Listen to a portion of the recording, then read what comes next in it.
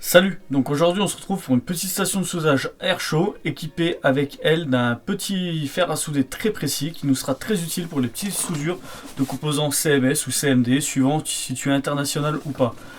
Donc elle se trouve facilement sur Amazon, je te mets un lien dans la description. Son fabricant ou du moins son fournisseur c'est Ranma Shark. Donc la 862D plus soldering station, donc comme je viens de te dire avec un petit fer à souder en plus, et donc on se retrouve tout de suite pour un premier déballage.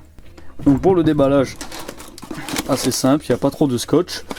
Un petit mode d'emploi qui évidemment on n'ira pas, hein, comme d'hab. On peut retrouver tout de suite, je vais me rapprocher un peu, le pistolet à air chaud, donc ce qui nous intéresse le plus. Ici le fer à souder additionnel, qui n'a pas sur forcément tous les formats. Les buses pour concentrer plus ou moins le flux d'air chaud.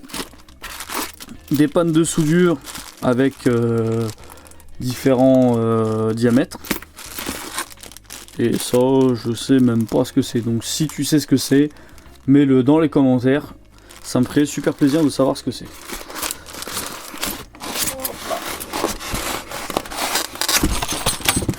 Bien joué. Donc comme on peut le voir, c'était super bien calé. Je vais sortir la petite station de soudure. Hop. Donc tant qu'on est dedans, il y a toujours ces accessoires. C'est simplement leur repose fer à souder. Oh là là, j'arrête pas de tout faire tomber moi pour cette déballage et cet essai. Donc première utilisation pour ma part, je vais déjà brancher le fer à souder qui est fourni avec. Hop. Donc le petit connecteur, un XLR 5 pins avec des trompeurs évidemment. Donc voilà, j'ai de la chance, je rentre directement dedans. Voilà, bien serré. Le fer à souder avec sa petite panne de soudure protégée dans une petite gaine bizarre en plastique, on s'en fout un peu d'ailleurs. La précision du fer, elle est quand même assez fine, hein, comme on peut le voir, ça reste très fin. Je vais aussi tout de suite le mettre dans son support prévu à cet effet, hein, parce que si ça vient à démarrer et que c'est un peu zarbe. Le pistolet à air chaud, hop, je vais le poser au-dessus. Je vais brancher le 230 volts sur une prise européenne. Par contre ça c'est fort serré. Un peu chiant à déballer. Hop, ok. Allez, on fait tout péter ou on fait pas tout péter? Parce qu'avec les chinoiseries de ce genre, on sait jamais. Ok, donc tout est prêt. Premier allumage. Allez, on commence par le soldering, donc le fer à souder. Évidemment, il n'y a rien. Il y a un interrupteur général à l'arrière, donc voilà, je viens de l'activer. Comme on peut voir, du coup, la station se met en route, elle a clignoté, elle clignote, je suppose pour nous indiquer que tous les fers et générateurs d'air chaud sont froids. Donc voilà, le fer à souder, on peut voir, il monte super vite en température. Si c'est la température réelle affichée, ça monte quand même super vite. Hein. Ouais, c'est pas non plus la température réelle, hein, parce que comme on peut le voir, je le tiens à la main. Je pense que c'est plus la température demandée. Donc maintenant, on passe au test du pistolet à air chaud. Donc je le mets en route. Tout de suite, il commence à se mettre à chauffer. Les débits d'air se règle sur la grosse molette ici.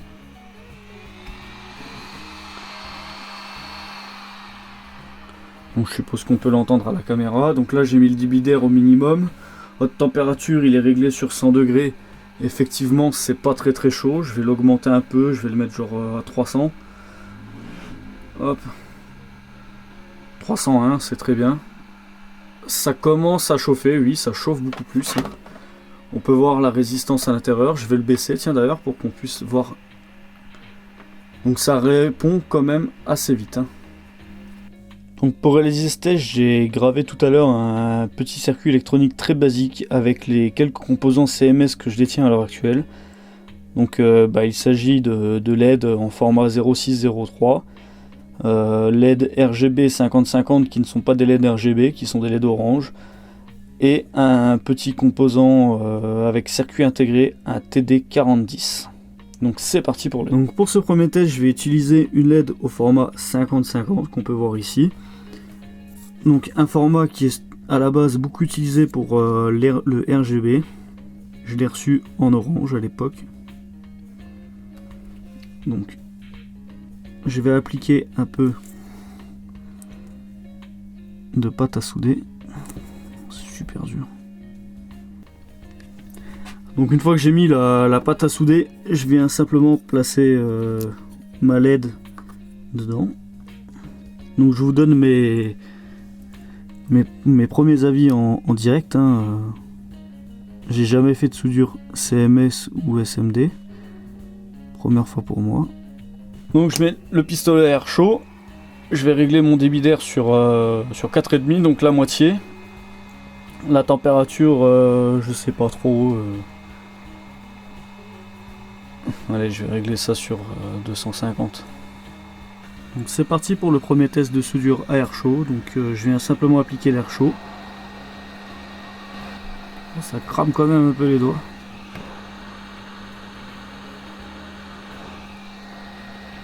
Bon ok, j'utilise peut-être pas assez de débit, je vais mettre plus de débit.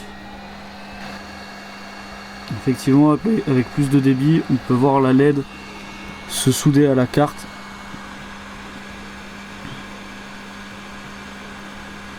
Ouais, plutôt classe. Donc mes premières soudures sur une LED 50-50, c'est plutôt concluant. Voilà. On va passer tout de suite au deuxième test sur un petit circuit intégré en socket SOP 8. Donc c'est parti pour le test. Donc pour un ordre de comparaison, comparé à mon doigt tout moche, on peut voir que c'est quand même relativement petit. Ça reste très petit, c'est un truc de dingue. Allez, je vais tout de suite mettre un peu de pâte à souder.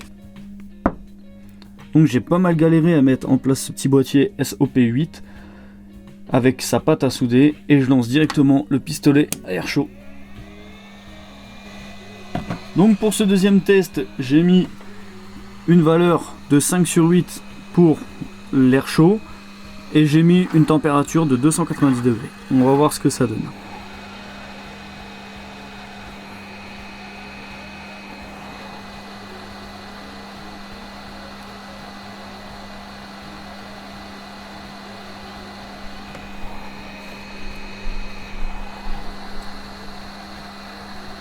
Ouais, ok, ça me pas mal. Bon, comme tu peux voir, sur les deux pattes du milieu, ici, ça a soudé les deux pattes. Par contre, l'autre côté, il est vraiment nickel de chez nickel, c'est incroyable.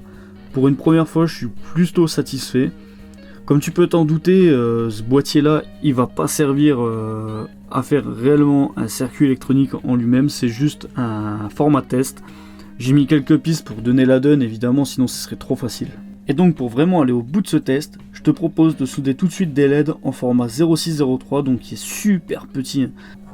Donc je vais déjà tenter de sortir une de ces microscopiques LED là. Putain, pourquoi j'avais commandé ça là, à l'époque. C'est super petit. Ok, donc elle est partie. Donc je viens de retrouver ma LED, elle est super petite en réalité.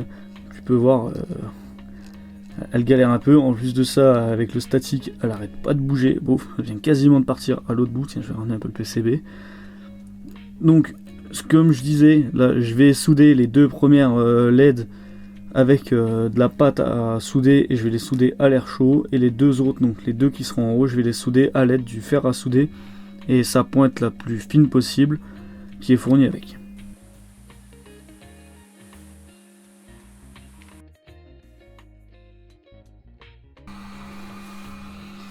C'est parti pour la soudure.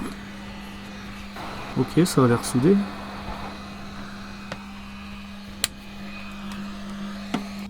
Donc pour le test avec le fer à souder, je vais utiliser une méthode qui marche assez souvent.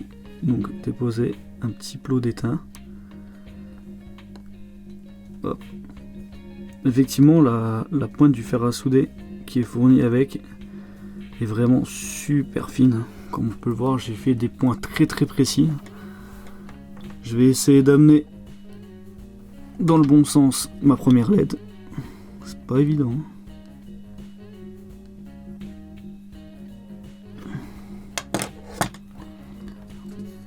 Bon, il va aussi falloir penser à investir dans du matos spécial électronique de composants de surface taille miniature, parce que là, putain, elle a disparu.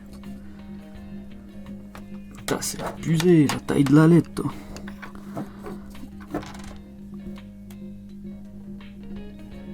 Et de l'amener avec le fer à souder.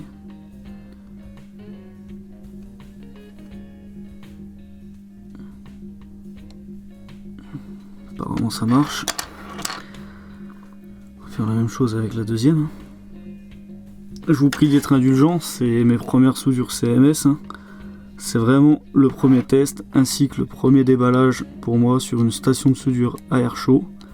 Si tu as des conseils, comme je le disais tout à l'heure, n'hésite pas à le mettre dans les commentaires. Allez.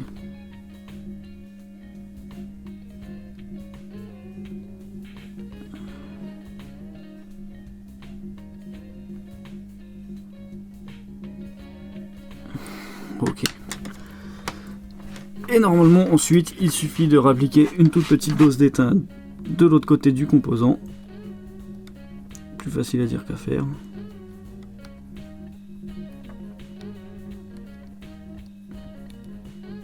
Voilà, chose qui devrait être faite.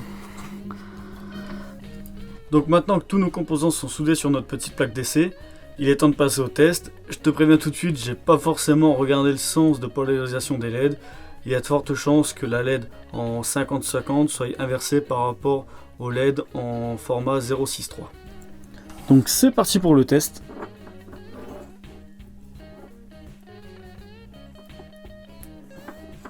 Et comme on peut le voir, la LED en 50-50 s'allume très péniblement. Ça c'est probablement à cause de la résistance que j'ai mis, qui a une valeur super élevée. J'ai pas réussi à trouver une valeur en dessous de 100 ohms. Donc on passe tout de suite à l'inversion de polarité. Et là on peut voir nos 4 LED 0603 qui sont parfaitement allumés. Je suis super content, ça veut dire que 100% de mes soudures sur les LED ont fonctionné. Alors que ça reste putain super petit, j'ai grave le moral. Donc voilà, c'est grâce à cette station de soudure que je peux enfin souder ces tout petits composants, donc ces petites LED que je travaille depuis une paire d'années. Grâce à cette station de soudage à air chaud ainsi que son fer à souder ultra précis, je vais pouvoir commencer à réaliser des projets beaucoup plus complexes, beaucoup plus précis et beaucoup plus étoffés, avec des composants beaucoup plus petits aussi également. Donc je t'invite à mettre un like si tu as aimé ce petit test, mets dans les commentaires si tu as des conseils ou si tu as des questions. J'y répondrai le plus rapidement possible. Je t'invite également à t'abonner à ma chaîne en cliquant sur la petite sonnette juste à côté de l'onglet abonné. Tu verras, tu recevras des notifications concernant mes projets et toutes mes autres vidéos. Et nous on se retrouve dans une prochaine vidéo, donc à la prochaine, allez, ciao ciao.